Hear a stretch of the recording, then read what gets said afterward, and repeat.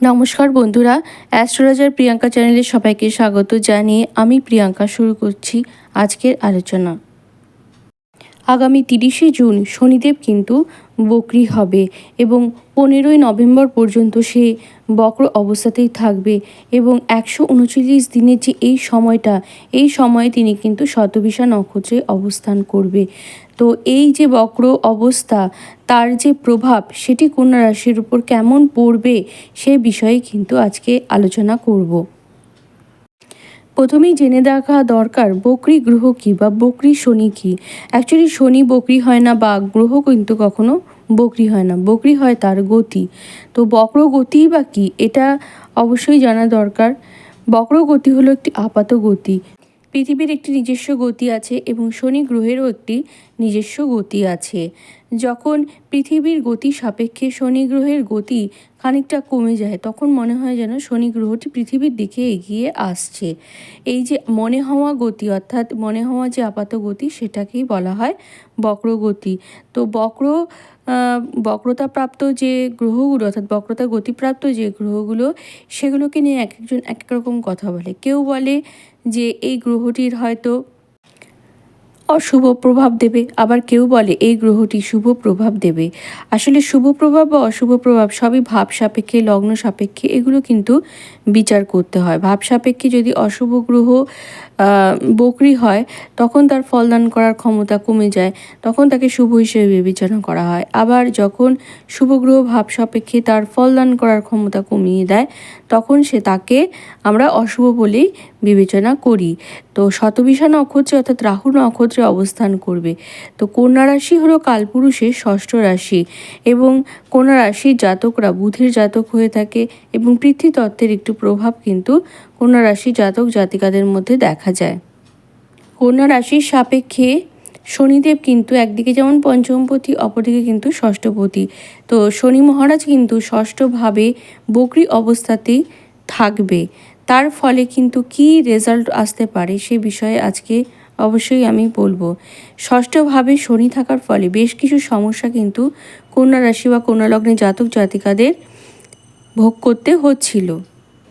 পঞ্চমপতি গ্রহটি যখন ষষ্ঠভাবে অবস্থান করছিল, তখন কিন্তু কন্যা রাশি বা কন্যা লগ্নের জাতকদের শরীর স্বাস্থ্যের জায়গাটা সামান্য হলেও সমস্যা বৃদ্ধি করছিল।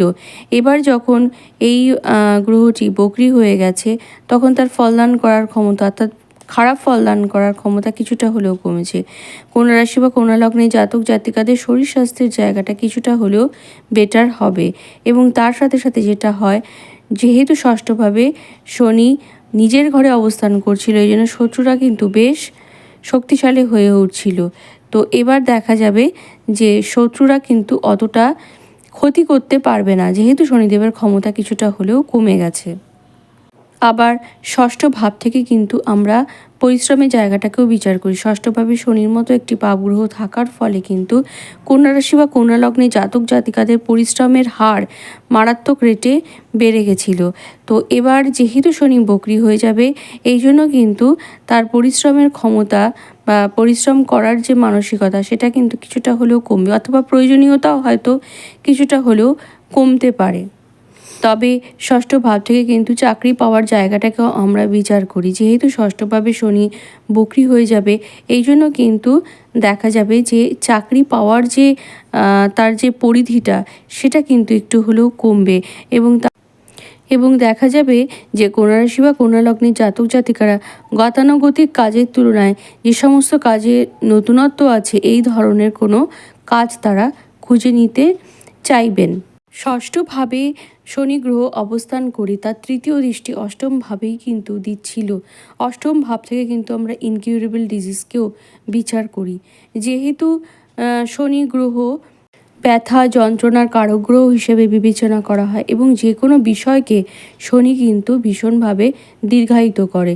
এই জন্য দেখা যাচ্ছিল যে কন্যা রাশি বা কন্যা লগ্নে জাতক জাতিকারা ইনকিউরেবল ডিজিজে ভুগছিলেন, তাদের কিন্তু শরীর স্বাস্থ্যের জায়গাটা আস্তে আস্তে হলেও বেটার হবে বা ট্রিটমেন্টে করলে হয়তো তাদের এবার কিওর হয়ে যাওয়ার যে সম্ভাবনা, সেটি কিন্তু তৈরি হচ্ছে।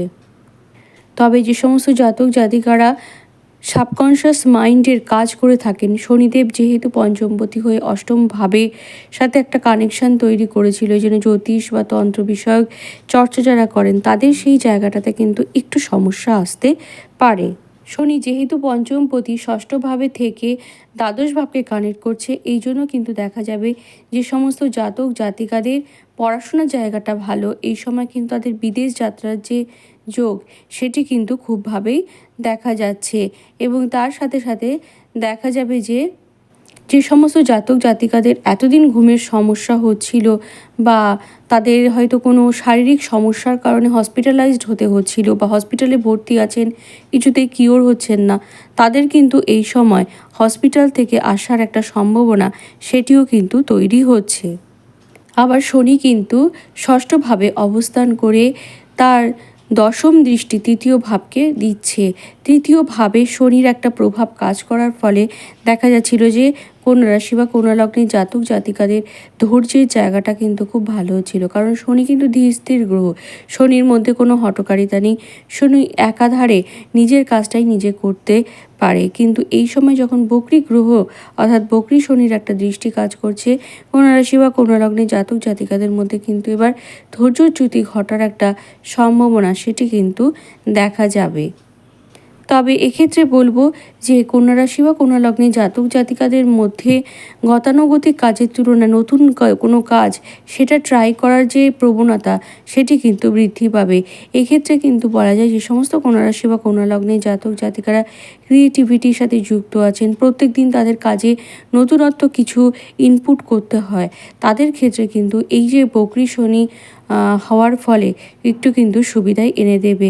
এবং পঞ্চম পতির সাথে তৃতীয় পতির কানেকশান তৈরি হওয়ার ফলে দেখা যাবে যে কন্যা রাশি বা কন্যা লগ্নের জাতক জাতিকাদের মধ্যে কিন্তু সাহসের যে জায়গাটা সেটিও তৈরি হবে। তারা নতুন কিছু এক্সপেরিমেন্ট করার যে সাহস সেটা কিন্তু এবার তারা দেখাতে পারবেন। অর্থাৎ শনি বকরি হওয়ার ফলে যে সমস্ত কন্যা রাশি বা কন্যা লগ্নের জাতক জাতিকারা ফ্যাশন ডিজাইনিং, মেকআপ আর্টিস্ট বা যে কোনো ধরনের আর্টিস্টিক অর্থাৎ সেটা মিউজিকও হতে পারে, আবার সেটা ড্রয়িংও হতে পারে, এই ধরনের কাজের সাথে যুক্ত আছেন, তাদের কিন্তু সেই কাজের যে পরিধি সেটি কিন্তু অনেকটাই বাড়বে এবং তাদের যে প্রতিভা সেটা কিন্তু তারা প্রকাশ ঘটাতে সমর্থ হবে। বা যারা যন্ত্রসঙ্গীতের উপর কাজ করেন তাদেরও কিন্তু এই সময়টা যথেষ্ট ভালো যাবে।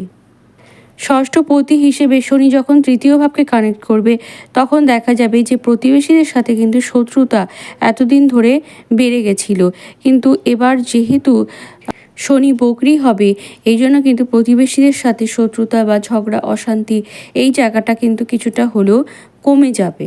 বা যে সমস্ত জাতক জাতিকাদের ভাই বোনের জায়গাটা ভালো নেই তাদের কিন্তু এই শনির দৃষ্টির ফলে তাদের কিন্তু ভাই বোনের সাথে শত্রুতা বেড়ে গেছিলো, তবে এই জায়গাটাও কিন্তু আস্তে আস্তে ঠিক হওয়ার পথে চলবে। অর্থাৎ কন্যা রাশি বা কন্যা লগ্নের জাতক জাতিকাদের শনি বক্রতা প্রাপ্ত হওয়ার ফলে খুব যে সুফল হবে সেটিও নয়, আবার খুব যে ক্ষতিকারক হবে সেটিও নয়। অর্থাৎ বক্র শনি কন্যা রাশি বা কন্যা লগ্নের জাতক জাতিকাদের একটা মিক্সড রেজাল্ট দেবে।